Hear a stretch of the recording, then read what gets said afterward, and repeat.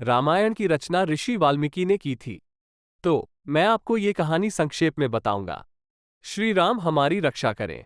भगवान का जन्म कौशल्या से राम के रूप में, कैकेयी से भरत के रूप में और सुमित्रा से लक्ष्मण और शत्रुघ्न के रूप में हुआ था। अतः स्वयं को विभिन्न अभिव्यक्तियों में विभाजित कर लिया। राम और लक्ष्मण को विश्वामित्र ने अपने यज्ञ की रक्षा के लिए ले लिया था। राम ने अकेले ही मारीच और अन्य राक्षसों का वध कर दिया। बड़े बड़े वीरों की सभा में राम ने शिव धनुष को बीच से तोड़ दिया और सीता से विवाह किया। अयोध्या लौटते समय रास्ते में उन्होंने परशुराम का अभिमान वश में कर लिया। तब उन्होंने सिर झुकाकर अपने पिता दशरथ की आज्ञा स्वीकार कर ली कि उन्हें वन में जाना होगा। रावण ने अपनी बहन से सीता की सुंदरता के बारे में सुना था और उसके प्रति जुनून पैदा हो गया और उसने मारीच को भेजा जो हिरण के रूप में प्रकट हुआ और सीता को लुभाया।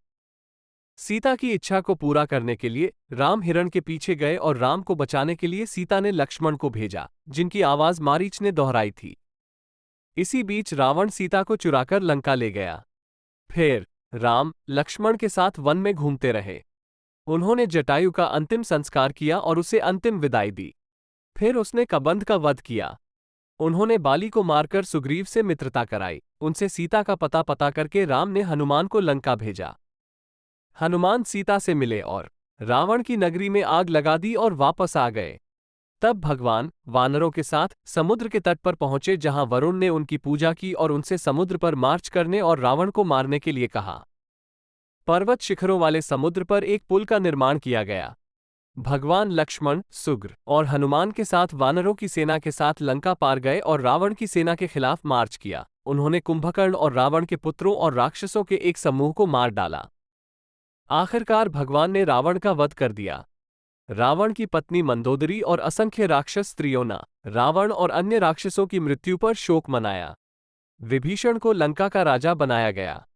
उन्होंने सीता को पुनः प्राप्त किया, जो उस समय तक अत्यंत दयनीय स्थिति में थी। भगवान सीता, लक्ष्मण, हनुमान, सुग्रीव, विभीषण और अन्य लोगों के साथ पुष्पक विमान नामक अपनी हवाई गाड़ी में अयोध्या के लिए उड़ान भरी। भगवान की माताओं ने उन्हें तथा सीता और लक्ष्मण को गले लगा लिया।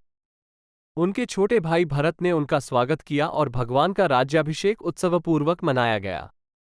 भगवान ने लंबे समय तक राज्य पर शासन किया और उनकी सभी प्रजा उन्हें अपना पिता मानती थी। ये सबसे छोटी रामायण है। संक्षेप में पूरी कहानी। श्री एम